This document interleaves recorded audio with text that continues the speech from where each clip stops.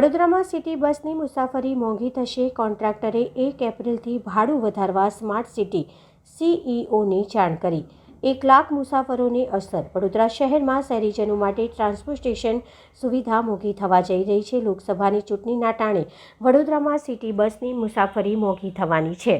આ city bus સેવાની સંચાલન વિનાયક લોજિસ્ટિક્સ દ્વારા કરવામાં આવી રહ્યું છે. 1 એપ્રિલથી સિટી બસનું મિનિમમ ભાડું ₹5ના બદલે ₹7 કરવાનું નક્કી કર્યું છે. આ અંગે પાલિકાની સ્માર્ટ સિટી ડેવલપમેન્ટ કંપનીના સીઈઓને પત્ર લખ્યો છે, જેમાં નવો ભાવ 1 એપ્રિલથી લાગુ કરવામાં આવશે તેમ જણાવવામાં આવ્યું.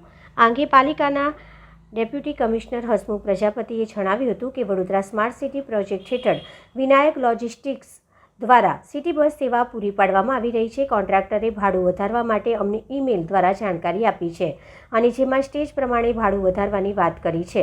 હાલમાં સરકારી બસ જીએસઆરટીસી સેવામાં પ્રથમ સ્ટેજનો ભાવ ₹7 ચાલી રહ્યો છે, જેમાં પ્રમાણે રેટ કોન્ટ્રાક્ટરે ₹5માંથી વધારીને ₹7 કરવાની માંગ છે અને તે ભાડું વધારી શકે છે. કોન્ટ્રાક્ટરને સમયસર બિલના નાણાં ચૂકવાય છે, એટલે આ આક્ષેપો ખોટા છે.